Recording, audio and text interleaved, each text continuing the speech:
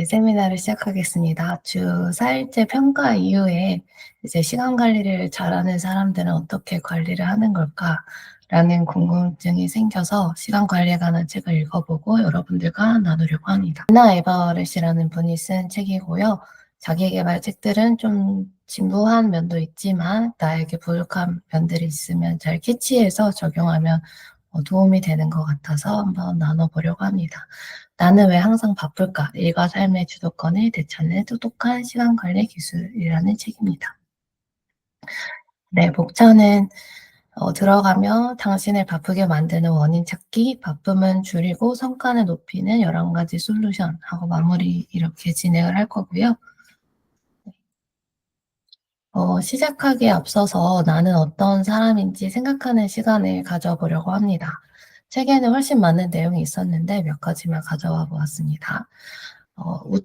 좌측부터 같이 한번 볼게요. 열심히 하지만 성과는 없는 사람, 바빠서 어디로 가는지 모르겠는 사람, 사태가 악화되도록 방치하는 사람, 남 좋은 일만 하는 사람, 일을 미루는 사람, 피드백을 껄끄러워하는 사람, 할 일 목록에 오랫동안 처리하지 못한 항목이 가득한 사람, 높은 성과를 내는 사람, 할 일을 하는 사람, 업무를 전략적으로 관리하는 사람, 기꺼이 상대의 말을 경청하는 사람, 문제의 싹을 자르는 사람, 중요한 일을 먼저 하는 사람, 개인의 목표를 우선순위에 따라 나누어 조직의 목표와 연동하는 사람.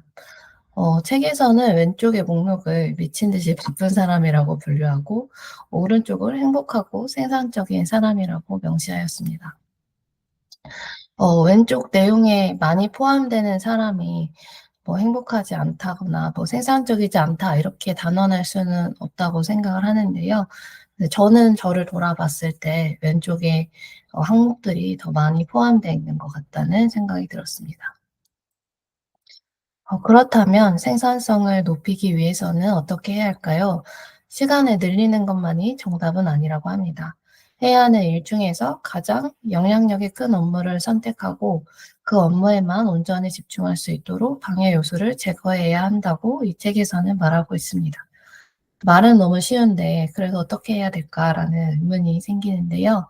업무의 중요성을 고려해서 우선순위를 철저하게 세우고 중요한 일에만 집중하는 법, 비슷한 활동을 한데 몰아서 시간을 덩어리로 묶어서 관리하는 법, 모두를 만족시키려는 시도를 멈추는 것, 그리고 가장 어렵다는 거절하는 법, 이 모든 것들이 결국 스스로 깨우쳐야 하는 것들이라고 합니다. 1장, 당신을 바쁘게 하는 원인 찾기. 근면 성실함에 자부심을 가지고 살아왔는가? 잘하면서 기왕 하려면 잘하라는 말을 자주 들었는가? 워커홀릭이라는 소리를 들어본 적이 있는가? 바쁨이라는 것은 이제 매우 긍정적인 의도에서 비롯될 때가 많고 때때로 방어 기제로 작동하기도 한다고 합니다. 실은 바쁜 사람들은 정말 열심히 일하고 업무를 잘 해내고 싶은 마음을 가진 사람들이 많습니다. 대부분 성실하고 높은 기준을 가지고 있는 사람들인데요. 이러한 기준이 오히려 업무에 대한 압박감을 높이고 스스로 설정한 기준을 지키느라 많은 스트레스를 받게 된다고 합니다. 가짜 바쁨에 빠져 있는 사람들의 4가지 특성이 있는데요. 여러분들도 가지고 있는 특성이 있는지 한번 생각해 보시면 좋을 것 같습니다. 첫 번째는 언제나 완벽해야 한다. 이러한 특성을 가진 사람들은 학창 시절 열심히 공부한다는 칭찬을 많이 받았을 것이라고 합니다. 지난 오프라인 데이 때 신혜숙 고문님 보여주셨던 영상의 내용을 떠올려 보면 더 수긍이 될 것 같은데요. 완벽주의 성향을 지닌 이들은 완벽한 결과물을 만들어내지만 책임 범위가 넓어지면 모든 일을 완벽하게 해낼 수 없음에 스트레스를 받게 됩니다. 그리고는 중요한 업무를 방치한 채 자신이 완벽하게 통제할 수 있는 쉬운 일을 먼저 처리하려고 합니다. 결과물이 완벽하지 않을 것이라는 두려움에 중요한 업무를 미루는 것입니다. 완벽주의자들은 비판을 견디지 못합니다. 이러한 특성은 완벽주의자들을 자초시키는 가장 큰 원인이 되는데요. 이들은 비판이 두려워서 타인에게 피드백을 요청하지 않습니다. 자신이 볼 수 없는 사각지대에 대한 조언을 구하지 않으면 커리어는 내리막길을 걸을 수밖에 없다고 합니다. 옳은 것과 그른 것이라는 책에서 한 교수는 방어적 태도가 배움과 발전을 저해한다고 하였습니다. 두 번째 특성, 일을 남에게 맡기지 못하고 직접 해야 직성이 풀리는 분들도 있습니다. 이분들은 실무에 매우 강하고 업무 처리 능력 또한 뛰어나서 그런 고성과자들이 많은데요. 하지만 일하는 동안 우리는 타인과 협업하고 영향을 주고받기 때문에 사회적 성공과 관리자로 승진하는 데 방해 요소가 된다고 합니다. 네, 세 번째 특성은 자신의 필요보다 다른 사람의 필요를 하는 분들이 많은데요. 이런 사람들은 어린 시절부터 가족을 책임지고 돌보며 자랐을 가능성이 높다고 합니다. 문제는 이런 사람들이 점점 더 많은 일을 하게 되고 결국에는 모든 요구에 대응할 수 없는 지경에 이르게 됩니다. 경계를 설정하지 않는 사람들이니 당연히 과부하에 걸리게 될 것입니다. 이들은 상대의 인정을 구하면서도 자신이 원하는 것을 요구하는 데는 서툰 특성이 있는데요. 성과를 내고 생산성을 유지하기 위해서는 피드백이 필수적이라는 사실을 인지하고 일하는 도중에 생기는 크고 작은 실수는 불가피하다는 것 또한 기억해야 한다고 합니다. 네 번째, 정말로 일이 정말 많아서 힘든 것일 수도 있는데요. 체계적으로 일을 처리하는 능력이 부족하다면 이제 과다 업무에 허덕일 수밖에 없을 것 같습니다. 1부 당신을 바쁘게 하는 원인 찾기 계속하고 있는데요. 여러분은 업무 수행에 드는 실제 시간에 대해 알고 있으신가요? 우리는 선택과 집중이 필요합니다. 스스로 시간을 어떻게 쓰고 있는지 파악을 해야 하는데요. 이 책에서는 헤드스페이스라는 시간과 공간을 만들어 보아라라고 추천을 합니다. 헤드스페이스는 커리어를 성공적으로 구축하는 데 꼭 필요한 시간과 공간을 의미한다고 하는데요. 새로운 프로젝트를 구상하고 전략적으로 사고하기 위해서 자신의 업무를 차분히 돌아보는 시간이라고 합니다. 다음으로 넘어가서 좀 더 자세히 살펴보겠습니다. 헤드스페이스를 구하는 공식은 가용 시간에서 핵심 업무 시간, 요청 업무 시간, 일상적 사무 시간을 모두 뺀 시간으로 계산을 하면 되는데요. 가용 시간은 일주일 중에 업무에 사용할 수 있는 총 시간이고요. 핵심 업무 시간은 직무의 핵심 업무를 수행하는 데 필요한 시간이고, 직장인이라면 자신의 이런 주요 업무에 소요되는 시간을 구체적으로 파악하는 것이 바람직하다고 합니다. 예를 들어서 발주서 입력 업무에 90분가량 소요됨 이런 식으로 정보를 기재할 수 있다면 더욱 좋다고 합니다. 요청 업무 시간은 이것만 좀 하면서 끼어드는 업무를 처리하는 데 드는 시간인데요. 일주일을 기준으로 이런 업무에 들이는 시간을 어느 정도까지 허용할지 생각해 봐야 합니다.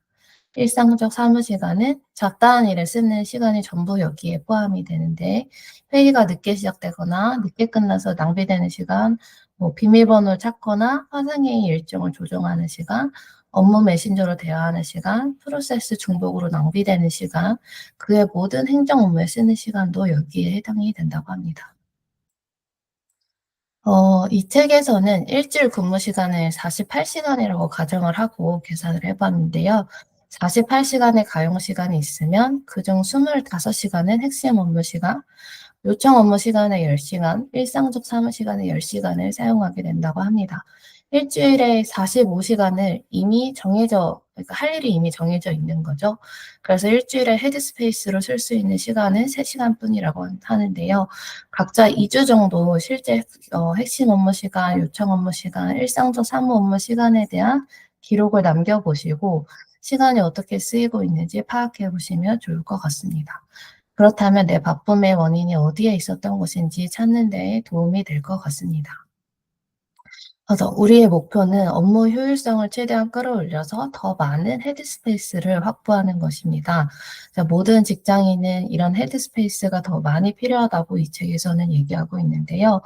근무 시간을 늘리는 것이 해결책은 아니고 생산성을 높이기 위해서 영향력이 가장 큰 업무를 선택을 해서 그것부터 수행을 해야 한다고 합니다.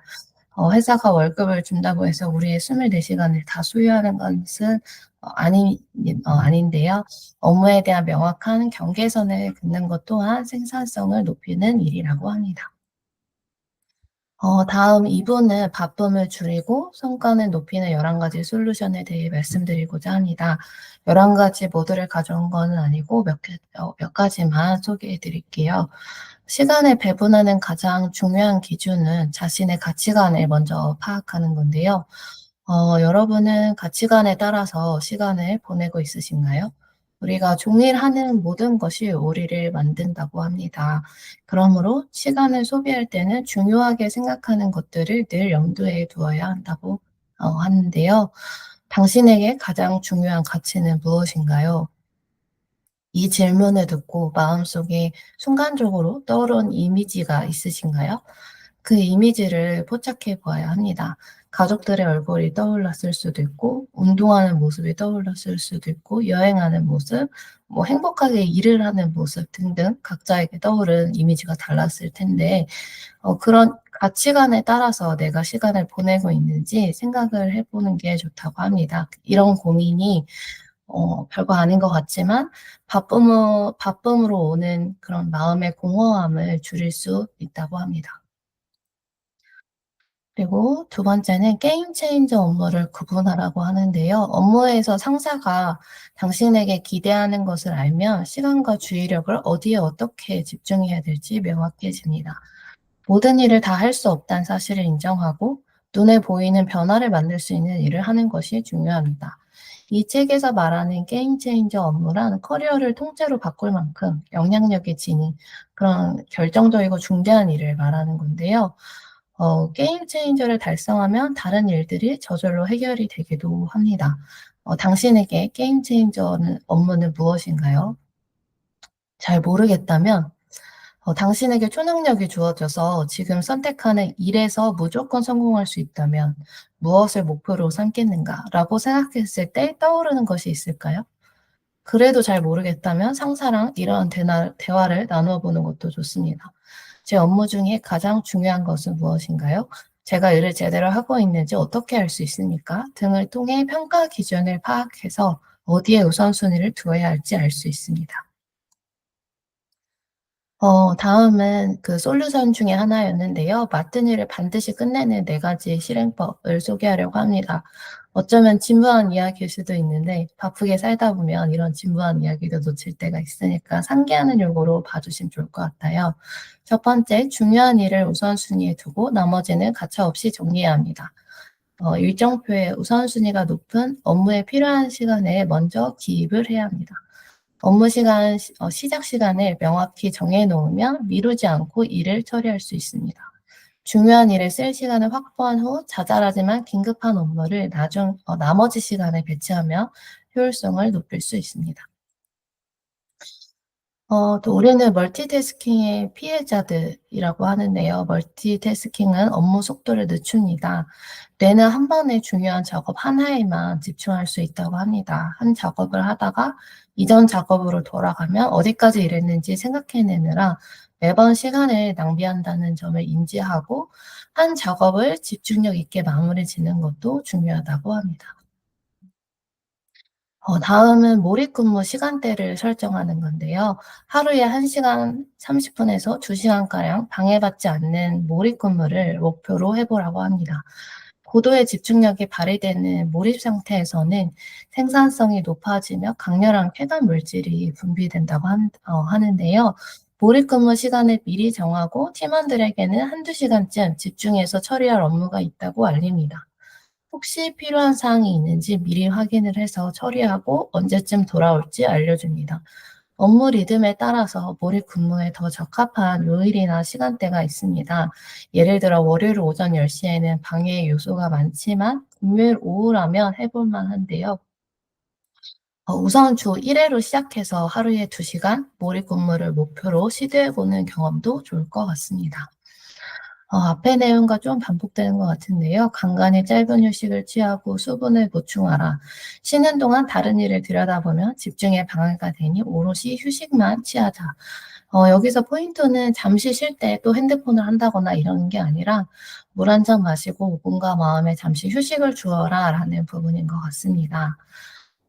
이제 강력한 이제 몰입 경험은 성과를 높이는데요. 다 같이 이제 몰입할 시간을 정하는 것만으로도 직원들의 생산성과 행복감은 높아진다고 하는데, 이게 저도 좀 한번 해 보면 좋을 것 같다는 생각이 들었어요. 팀원들이 서로 이제 자기만의 업무에 집중할 수 있도록 서로 방해하지 않고 각자 업무에 깊게 빠져들 수 있는 시간을 동기화하는 거죠. 그래서 팀 단위의 몰입 세션을 시작하기 뭐 10분 전에 "이제 몰입 근무를 시작한다." 이제 이런 알림을 하면서 서로 방해하지 않도록 작업에 필요한 모든 것을 미리 챙기라는 그런 알림을 보내고요. 일정표와 메신저 등에는 부재중 표시를 남기고 핸드폰은 모두 보이지 않는 곳에 두어야 한다고 합니다. 모두가 동시에 집중력을 발휘하고 있다는 공동의 만족감도 느낄 수 있다고 합니다. 그래서 저희는 다 팀별로 각자 해야 하는 업무들도 다 다르지만 전체가 함께 몰입하는 시간을 정하고 방해되지 않게 그런 환경을 만들고 난 후 정해진 시간만큼 일에만 집중하는 경험도 굉장히 신선할 것 같다, 이런 생각이 들었습니다. 업무 방해자들을 물리치는 방법. 급하게 들어오는 업무 요청을 거절하고 자신만의 적정선을 설정하라. 거절은 무례한 것이 아니다. 다른 사람의 비효율을 해결하느라 당신의 중요한 업무를 희생할 필요는 없습니다. 상대가 필요한 것이 있는지 정기적으로 확인하고 업무 요청 가능 시간을 미리 알려주면 업무 흐름이 끊기는 것을 방지할 수 있습니다. 물론 이런 일정 또한 당신에게 방해가 되지 않도록 핵심 업무 수행 시간을 최대한 피해서 배치를 해야 합니다. 다음은 앞의 내용에 이어서 잘 거절하는 법에 대해서도 잠시 소개하고자 합니다. 누군가 당신이 할 의사가 전혀 없는 일을 떠넘기려고 할 때는 단호하게 거절을 합니다. 도와드릴 수 있으면 좋겠지만 여력이 없네요. 또 여러 상사에게서 상충되는 요청이 들어왔을 때는 상사들끼리 소통해서 문제를 조율하게 해야 합니다. 저도 하고 싶은데 본부장님 요청으로 이 업체와 이야기하기로 했습니다. 두 분이 상의하셔서 어떤 일을 먼저 처리하면 좋을지 말씀을 부탁드립니다. 또 합리적인 요청이지만 바로 처리할 수 없을 때도 있습니다. 이럴 때는 거절하면서 요청자가 직접 처리하기도 합니다. 제가 지금은 여력이 없는데 언제까지 하면 될까요? 또 다음은 지금 당장 해 달라는 요청에 대해서는 다음과 같이 대응할 수 있습니다. "지금은 마감이 임박해서요. 하던 일을 마치는 대로 제가 자리로 갈게요. 당장은 곤란합니다. 30분 후에 다시 오실 수 있나요?" 이런 식으로 저희는 재택근무에 맞게 한번 생각을 해 보시면 될 것 같고요. 거절을 할 때는 입장을 분명하게 밝히고 다른 선택지를 제시하면 좋습니다. 저희는 재택근무 기반이다 보니까 텍스트로 소통을 할 때도 많기 때문에 거절을 잘하는 방법도 중요한 것 같습니다. 잘하는 것도 중요하지만 끝내는 것이 중요하다는 솔루션은 좀 완벽주의가 강한 사람들에게 "완벽에 대한 집착을 좀 내려놓으라."라는 의미로 해석하면 좋을 것 같습니다. 완벽도 중요하지만 어떻게 처리하는지가 중요한 업무도 많다는 건데요. 그 외 다른 솔루션들로는 집중할 때는 뭐 핸드폰을 내려놓으라든가 할 일 목록을 작성하고 실천하기 등등 우리가 다 아는 내용이지만 중복되는 내용들은 여기에 적지는 않았습니다. 네, 이제 마무리를 지으려고 합니다. 가짜 바쁨을 내려놓는다는 것은 유익하지 않은 사고방식과 행동을 버리는 것입니다. 삶의 주도권을 잡고 언제 무엇을 할지 스스로 결정할 수 있게 되는 것이 성공적인 삶이라고 이야기하고 있는데요. 여기서 말하는 성공이 꼭 물질적인 성공만을 말하는 것이 아니라 삶의 주도권을 내가 잡게 되는 것을 말하는 것으로 이해하면 좋을 것 같습니다. 실은 저는 이제 그렇게 되는 것만으로도 삶에 대한 만족도가 많이 올라갈 것 같았는데요. 쳇바퀴에서 벗어난 햄스터. 그러니까 저희가 이런 뭐 주도권을 이제 잡게 되고 막상 그렇게 해도 쳇바퀴에서 벗어난 햄스터들은 당장 무엇을 해야 할지 모른다고 하네요.